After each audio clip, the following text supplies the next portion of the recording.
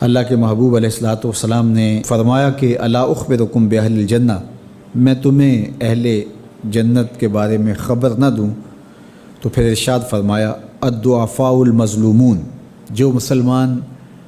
کمزور ہیں، ظلم و ستم سہتے ہیں، تو آقا کریم نے فرمایا کہ وہ اہل جنت ہیں۔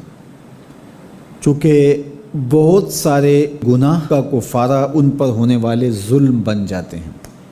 اہل ایمان کو دنیا میں جو تکلیفیں پہنچتی ہیں تو ان تکلیفوں کے بدلے میں ان کو اجر دیا جاتا ہے، حتیٰ کہ جو اہل ایمان کے پاؤں میں کانٹا بھی چبھتا ہے اللہ اس کی بھی ان کو جزا عطا کرتا ہے۔ اور ایک حدیث پاک میں آتا ہے کہ اہل بلا کو جو قیامت کے دن اجر و صلہ عطا کیا جائے گا تو لوگ آرزو کریں گے کاش کہ ہماری کھال اور ہمارا جسم لوہے کی کینچیوں سے کاٹ دیا گیا ہوتا، تو آج جو صلہ اس کا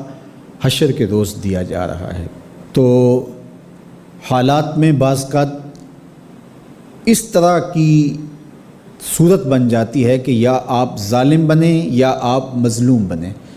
تو اس وقت مظلوم بننے کو اختیار کر لیجئے گا، ظالم کبھی بھی نہ بنیے گا، چونکہ ظالم کا ٹھکانہ آتش دوزخ ہے اور مظلوم کی جگہ اللہ کی جنت ہے۔ پھر فرمایا الا اخبرکم بخیارکم، میں تمہیں خبر نہ دوں جو تم میں سب سے زیادہ بہتر ہیں؟ تو پھر جھولیاں پھیل گئیں، تو فرمایا تم میں سے سب سے اچھے وہ ہیں کہ جو اچھے اخلاق کے حامل ہیں، جن کا خلق اچھا ہے، جن کے رویے خوبصورت ہیں۔ اور پھر آقا کریم علیہ السلام نے فرمایا الا انبئکم بشرارکم، میں تم میں سے جو شریر ترین لوگ ہیں ان کی خبر دوں، السرسارون المتشدقون المتفہقون، یہ وہ لوگ ہیں کہ جب مجلس ہو رہی ہو تو سب لوگوں کو برابر بولنے کا حق ہوتا ہے، اور کچھ لوگ تکبر کی وجہ سے بولتے ہی رہتے ہیں اور وہ سمجھتے ہیں کہ بس مجھے ہی حق ہے بولنے کا، اور وہ کسی کو موقع نہیں دیتے، اور کوئی بولے تو پھر اس کی بات کاٹ کے بولنے لگ جاتے ہیں۔ المتشدقون المتفہقون، یہاں وہ لوگ مراد ہیں کہ جو خام خواہ کا تکلف کرتے ہیں اور زبان کو بل دے دے کے اور منہ بگاڑ کے مشکل لفظ بول کے اصطلاحات بول کے لوگوں پر اپنے علم کا رعب جمانے کے لیے کہ میں بڑا بلیغ ہوں اور بڑا فصیح ہوں، اور اسی طرح کچھ لوگوں کو یہ بڑا ہوتا ہے کہ وہ فرنگی زبانیں جانتے ہیں، تو وہ عام دیہاتی لوگوں کے ساتھ بھی گفتگو کریں تو وہ مشکل سے مشکل الفاظ بولتے ہیں، جبکہ وہ بیچارے تو سادی زبان سمجھنے سے بھی قاصر ہوتے ہیں۔ تو یہ کوئی دانش مندی نہیں ہوتی کہ آپ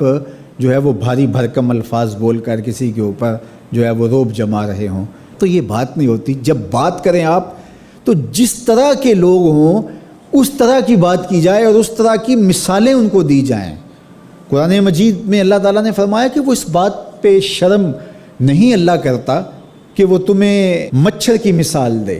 مچھر کی مثال دے کر کے اگر تمہاری بات سمجھ میں آتی ہے، اور مکڑی کے جالے کی مثال دے کے اگر تمہاری بات سمجھ میں آتی ہے تو اچھی بات ہے۔ دیکھو چھوٹا بچہ ہو، دودھ پیتا ہو تو اس کو یخنی تو نہیں پلائی جاتی، اس کا معدہ خراب کرنا ہے، وہ برداشت نہیں کر سکتا، اس کو وہ دیا جائے جو وہ برداشت کر سکتا ہے۔ اس لیے آپ کے مخاطبین کس طرح کے ہیں؟ کلموا الناس علی قدر عقولہم لا علی عقولکم، میرے اور آپ کے آقا و مولا نے فرمایا جب بات کرو تو لوگوں کے فہم کے مطابق کرو، اپنے فہم اور اپنی عقل کے مطابق نہ کرو۔ علامہ اقبال علیہ رحمہ کی شاعری اور ان کا خوبصورت ادب اگر آپ دیکھیں تو اہل علم کے لیے سوغات ہے، لیکن جب چھوٹے بچوں سے مخاطب ہوتے ہیں تو پہاڑ اور گلہری کے نام سے نظم لکھتے ہیں، جگنو کے نام سے نظم لکھتے ہیں، اور بکری کے نام سے نظم لکھتے ہیں، تو یہ ان کے مزاج کے مطابق بات ہوتی ہے۔ تو یہ حسن ہوتا ہے، اصل فساد ہے ہی یہ ہے کہ کس سے کس طرح بات کرنی ہے۔ تو میرے اور آپ کے آقا و مولا نے فرمایا کہ یہ شریر لوگ ہوتے ہیں۔ تو اللہ تعالی ہم سب کو اس کی توفیق عطا فرمائے کہ ہم نہ تو اہل دوزخ سے ہوں اور نہ شریروں میں ہمارا شمار ہو۔